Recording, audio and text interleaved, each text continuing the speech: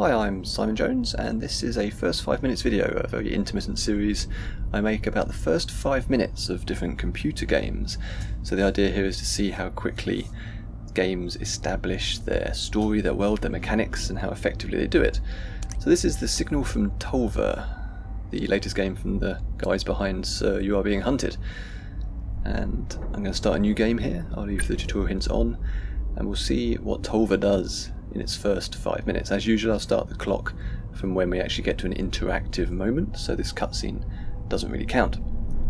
Immediately we're thrown into a mysterious universe where we're not quite sure what's going on. Interestingly, they've put out a 40-page book which comes free with the game when you buy it, and it goes into the lore and the background and how this universe is set up in a lot more detail than the actual game does. It's an interesting decision to make because the game is deliberately obtuse and vague about its motivations and what's going on. The whole thing is meant to be a mystery, but even within that kind of context it's still pretty loose in its storytelling. Whereas this 40-page book that comes with it gives it so much more context and a much richer background in terms of where these machines came from, how this kind of robotic society appeared, what's happened to humans, all that kind of thing. Reading the book alongside the game gives it a much deeper feeling, but of course the book is a separate thing. You can't really expect people to go and read that to understand this. Now, the fact they give it away for free is good. It's not like the Mass Effect novelizations where you have to go and find them and buy them separately to understand that stuff, but there's still something a little weird that they have this very rich backstory that they opted to not really cover in the game. I can only assume that they maybe have additional games set in this universe in the pipeline.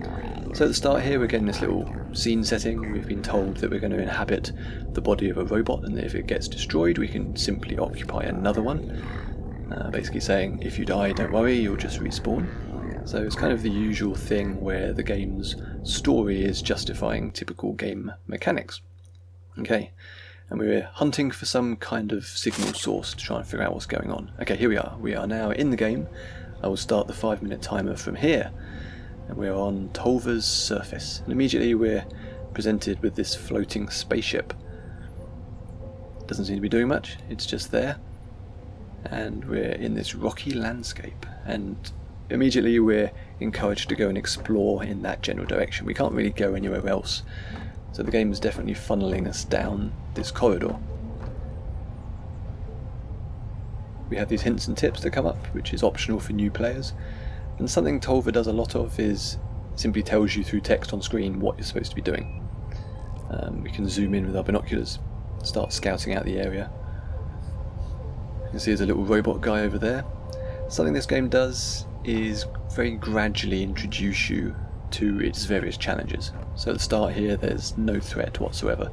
This little robot guy coming up is a friendly robot, and it will carry on that way for a while before you're thrown into any of the combat. It encourages you here not to shoot the friendly robot. This is ensuring that you can get to grips with its various systems at a slow, gentle pace rather than being thrown straight in.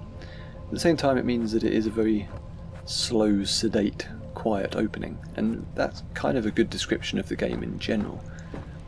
It's very ambient, very relaxed, other than these kind of hotspots of combat which you do encounter later on.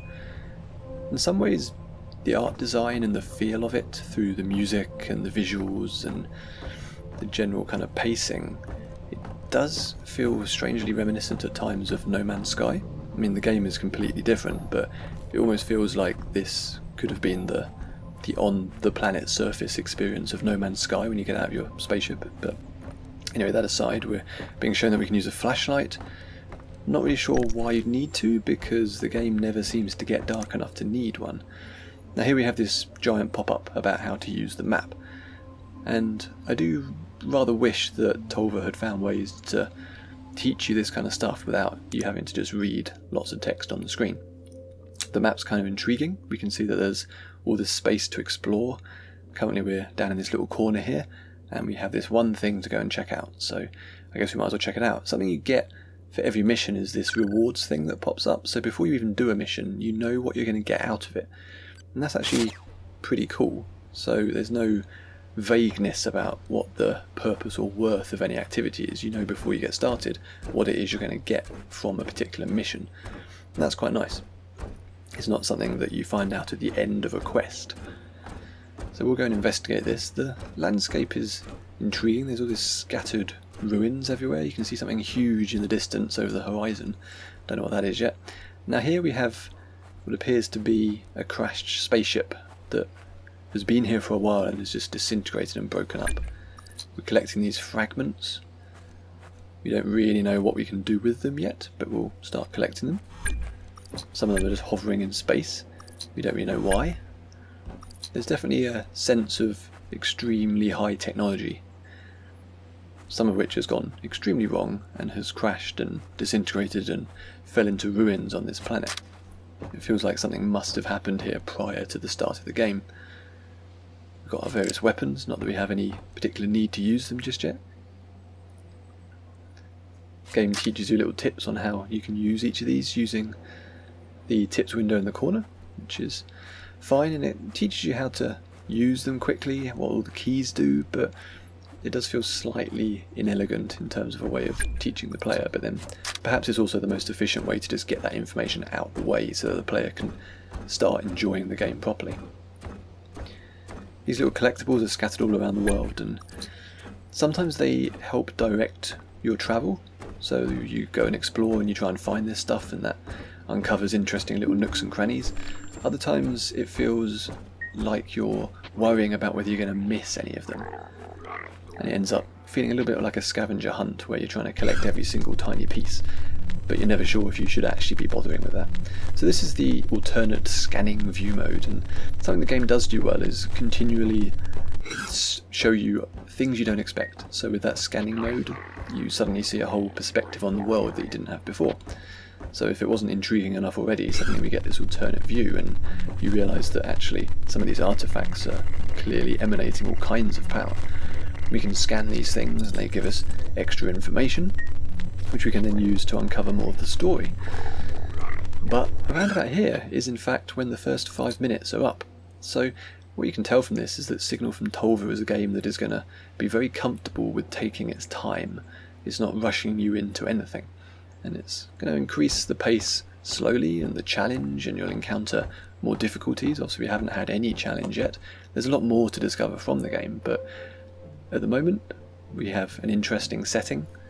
We have fairly standard mechanics that it's slowly teaching us, and whether that's enough in the first 5 minutes to hook you, I don't know. For me, I love the sci-fi designs, and the look of the thing is enough to keep me playing, as long as it starts doing more pretty soon, which I'm happy to say it does. I'm really enjoying Tolva, so check it out if you like fairly slow-paced, quiet, cerebral slices of sci-fi with occasional shooty bits. Okay, thank you for watching. Bye bye.